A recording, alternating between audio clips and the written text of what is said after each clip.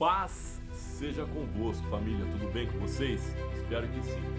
Hoje eu quero trazer um tema muito marcante, muito impactante para aquelas pessoas que ainda não têm menor noção, menor ideia, pois vai se tratar de um tema polêmico, que é como é o céu.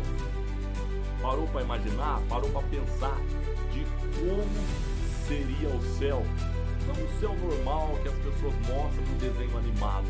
Não um céu que as pessoas ilustram simplesmente em um filme. Mas o céu que realmente está registrado nas Escrituras Sagradas, na Bíblia Sagrada. E esse céu está mais detalhado no livro de Apocalipse. Então acompanhe, vem comigo aqui, acompanhe comigo essa leitura, porque hoje você vai aprender como é o céu que está em Apocalipse, capítulo 21 e 22. Nesses dois últimos capítulos da Bíblia, você vai ter uma visão ampla de como é o céu. Vamos lá. Apocalipse capítulo 21, versículo do 1 adiante, está escrito assim, ó. E vi um novo céu e uma nova terra. Lembrando, quem escreveu o Apocalipse foi João, um dos discípulos de Jesus. Ele é conhecido como discípulo do amor. Após essa visão espiritual, ele deixou registrado pelo qual chegou esse conhecimento até nós até hoje. Após o arrebatamento de espírito, essa visão que Deus deu a ele fez com que esse conhecimento fosse registrado e chegasse a nós nos tempos de hoje. Deus revelou a ele para que nós entendêssemos como seria o céu. Ele foi arrebatado em espírito, um cara que tinha muita intimidade com Deus. O mesmo João, que a Bíblia fala que ele reclinava a cabeça sobre o peito de Jesus quando Jesus falava com as pessoas. Então ele achou importante deixar registrado os dois últimos capítulos das Escrituras Sagradas, que está em Apocalipse, capítulo 21 e capítulo 22. E você vai aprender agora como é o céu. Vamos lá. E vi um novo céu e uma nova terra, porque já o primeiro céu e a primeira terra passaram. Não existe mais. E a primeira terra passaram e o mar não existe. E eu, João, vi a santa cidade, vou virar a página aqui, ó. A santa cidade, a Nova Jerusalém. A Nova Jerusalém, que de Deus descia do céu e adereçada como uma esposa ataviada para o seu marido. Uma figura metafórica aqui agora, ó, e profética. Imagina só, você entendeu, né? A visão. Que ela veio como uma esposa a seu marido. E ouviu uma grande voz do céu que dizia: eis aqui o tabernáculo de Deus com os homens, pois com eles habitará e eles serão o seu povo, e o mesmo Deus estará com eles e será o seu Deus. E Deus limpará de seus olhos toda lágrima, e não haverá mais morte, nem pranto, nem clamor, nem dor, porque já as primeiras coisas são passadas. Tudo se passou. Aqui é um novo tempo. E o que estava assentado sobre o trono disse: eis que faço nova todas as coisas. E disse-me: escreve, porque essas palavras são verdadeiras e fiéis. E disse-me mais: está cumprido. Eu sou o Alfa e o Ômega, o princípio e o fim. A quem quer que tiver sede, de graça lhe darei da fonte da água da vida. Este aqui é Jesus, é Deus. Deus falando assim: eu sou o princípio e o fim. O Filho de Deus, Jesus aqui, ó, que é o próprio Deus. E disse-me mais: está cumprido. Eu sou o Alfa e o Ômega, o princípio e o fim. A quem quer que tiver sede, de graça lhe darei da fonte da água da vida. Quem vencer herdará todas as coisas, e eu serei seu Deus, e ele será meu filho. Mas quanto aos tímidos, agora ele vai começar a fazer uma classificação de pessoas aqui, ó. Você vai entender essa classificação, ó. Mas quanto aos tímidos, e aos incrédulos, e aos abomináveis, e aos homicidas, e aos idólatras, e a todos os mentirosos, a sua parte será no lago que arde com fogo e enxofre, o que é a segunda morte. Esse tipo de pessoa, essa classificação que eu citei agora, vai ser lançado aqui, ó, na segunda morte. Vai, ó, será no lago que arde com fogo e enxofre. É o que a Bíblia diz, Apocalipse capítulo 21. Dá para você conferir aí na sua casa. E veio um dos 7 anjos que tinham as 7 taças cheias das últimas 7 pragas e falou comigo, dizendo: Vem, mostrar-te-ei a esposa e a mulher do Cordeiro.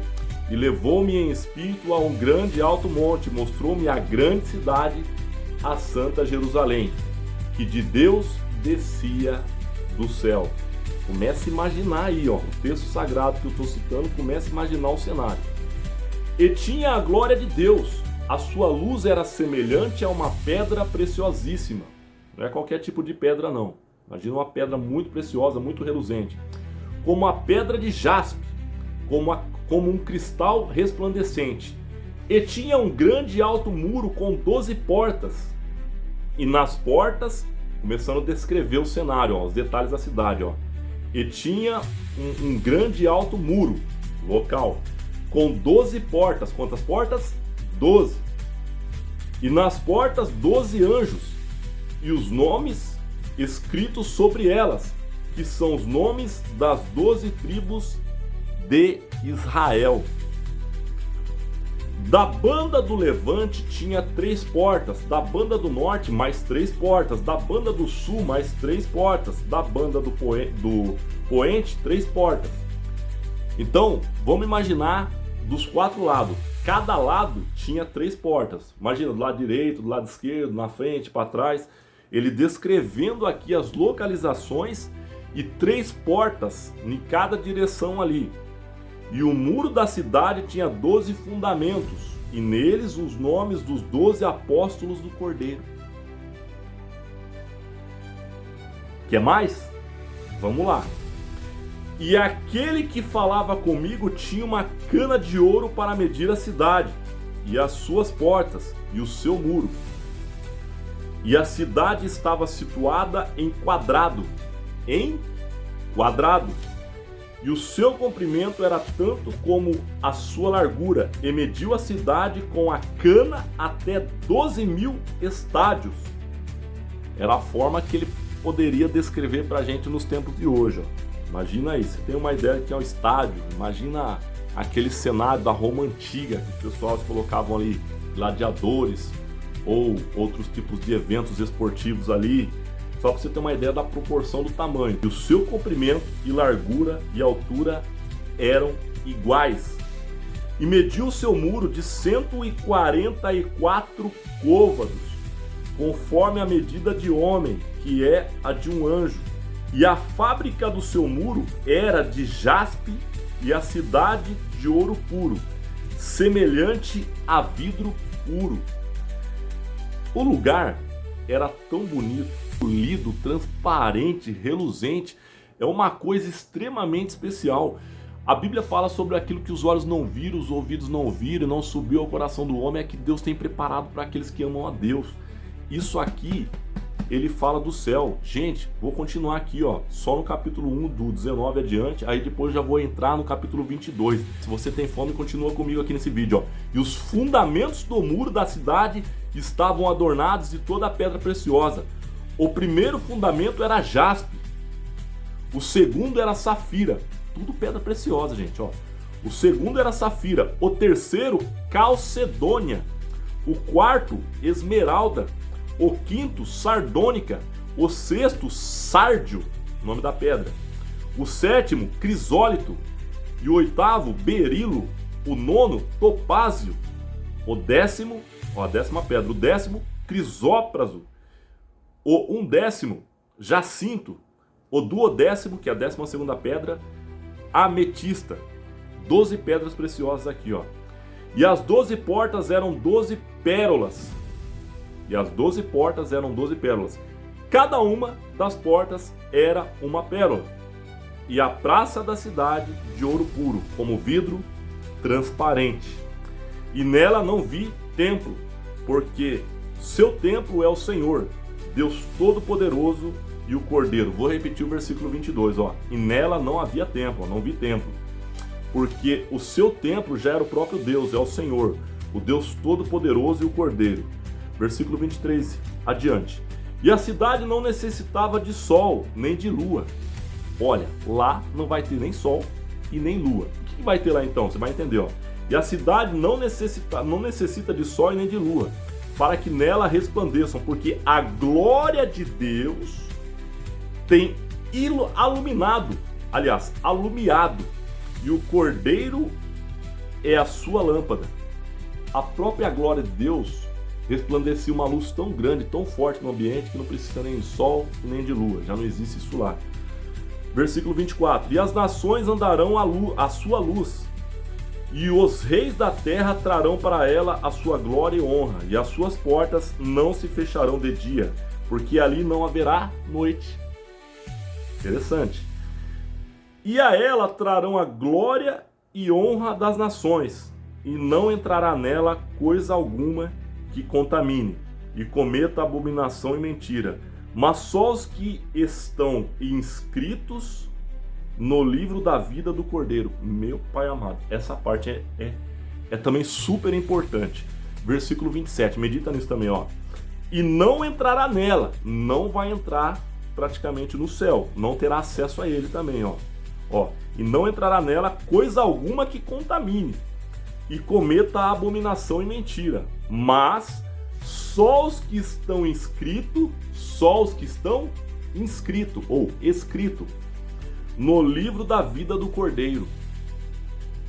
Pergunto eu a você, você já entregou a sua vida a Jesus para que ele se torne o único e suficiente salvador da sua vida? Porque o acesso ao céu aqui é através de você viver uma vida com Jesus. Vamos pro capítulo 22 adiante aqui, ó. E mostrou-me o rio puro. Deus continuou mostrando a visão aqui para o discípulo João. No arrebatamento de espírito que ele teve essa visão. Vamos lá, ó. E mostrou-me o rio puro da água da vida. Ele teve essa visão. Mostrou o rio puro da água da vida, claro como cristal, que procedia do trono de Deus e do Cordeiro. No meio da sua praça e de uma e da outra banda do rio estava a árvore da vida. É aquela árvore, gente, que estava no livro de Gênesis. No livro de Gênesis tinha duas árvores. O do fruto do conhecimento do bem e do mal, que Adão e Eva comeu, e também tinha o fruto da árvore da vida, que Deus ocultou, escondeu após Adão e Eva ter comido do fruto do conhecimento do bem e do mal. E aqui em Apocalipse aparece a árvore do fruto da vida. Ninguém tinha comido dela ainda. Vamos provar desse fruto? Vamos ver o que diz o texto aqui, ó. Versículo 2, capítulo 22 de Apocalipse, versículo 2 adiante, ó. No meio da sua praça, e de uma outra banda do rio, estava a árvore da vida, que produz 12 frutos, dando seu fruto de mês em mês. E as folhas da árvore são para a saúde das nações. E ali nunca mais haverá maldição. Lugar maravilhoso e perfeito. Não vai ter maldição, não vai ter coisa ruim, gente. Ó, nunca mais haverá maldição contra alguém. E nela estará o trono de Deus e do Cordeiro, e os seus servos o servirão. Versículo 4. E verão o seu rosto, e na sua testa estará o seu nome. E ali não haverá mais noite, e não necessitarão de lâmpada, nem de luz do sol, porque o Senhor Deus os alumia, vai iluminar. E reinarão para todo o sempre. Mais uma vez fala, não vai ter lua, não vai ter sol, porque a glória de Deus vai ser tão intensa no lugar que vai clarear tudo. Vai manter o ambiente totalmente clareado. Imagina um cenário lindo, maravilhoso. A glória de Deus vai estar lá. Versículo 6. E disse-me essas palavras, elas são fiéis e verdadeiras. O Senhor, o Deus dos santos profetas, enviou o seu anjo para mostrar aos seus servos as coisas que em breve hão de acontecer. O tempo dele é diferente do nosso. O Kairos, o tempo de Deus, né? Vamos lá no grego ali, o Kairos, o tempo de Deus é diferente do Cronos, do tempo do homem. É totalmente diferente. Para nós, um ano, 365 dias, demora um tempo. Para Deus é assim, gente. Tanto bastante dias ou menos dia, é rápido. Então ele dá uma ideia aqui, ó, que fala que em breve isso vai acontecer. Ele fala para o discípulo João, esse em breve, futuramente, vai acontecer.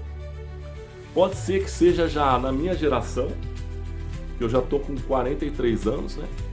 De repente, aí, quando eu tiver com 80 anos ou próximo, se Deus permitir eu viver mais ali, próximo dos 100 anos ou mais, né? Isso aconteça na minha geração, ou pode ser que vá acontecer na vindoura, mas entenda uma coisa, o importante aqui é eu entender como que é lá, eu sentir o gostinho de como é viver com Jesus, de ter esse céu, né? De ter essa graça, de entender a salvação, de entender o que Ele está guardando para mim lá na frente, já manter essa fé viva dentro de mim e continuar seguindo Jesus, entendendo que isso vai acontecer na minha vida e na vida de um monte, de centenas, de milhares de pessoas que estão alinhados nesse mesmo propósito, que através dele vamos obter a salvação, seguir os mandamentos, os estatutos, as instruções poderosas que ele nos ensina nas Escrituras Sagradas.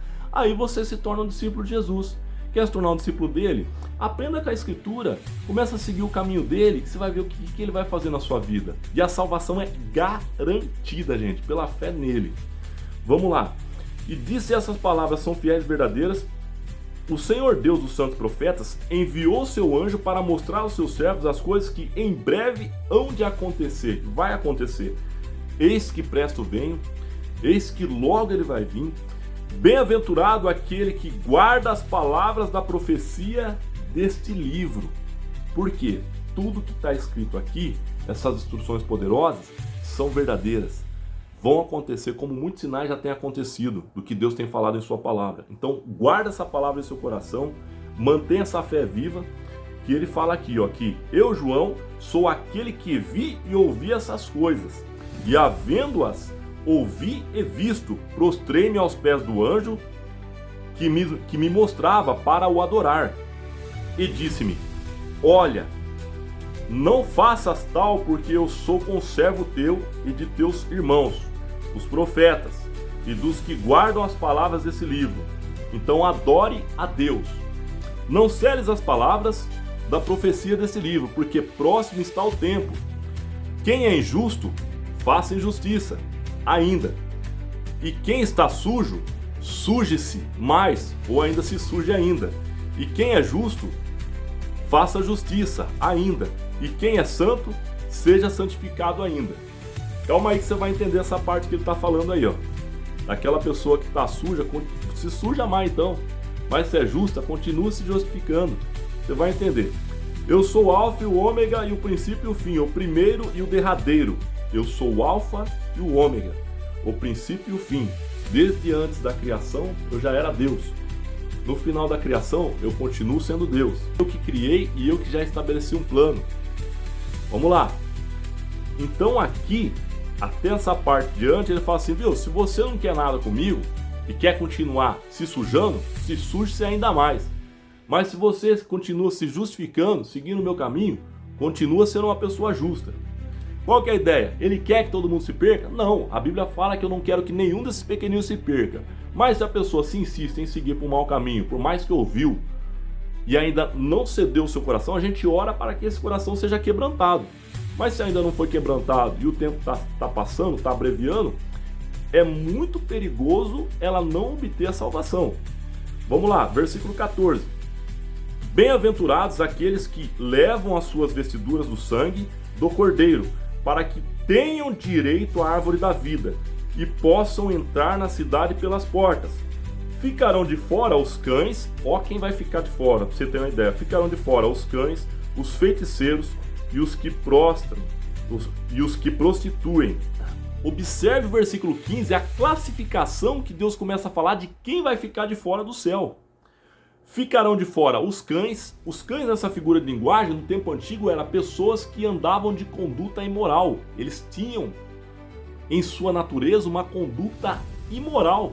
Fazia coisas que eram desprezíveis, prejudicava muitas pessoas, tinha má índole. Então, ó, ficarão de fora os cães e os feiticeiros e os que se prostituem e os homicidas e os idólatras, a qualquer que ama e comete a mentira.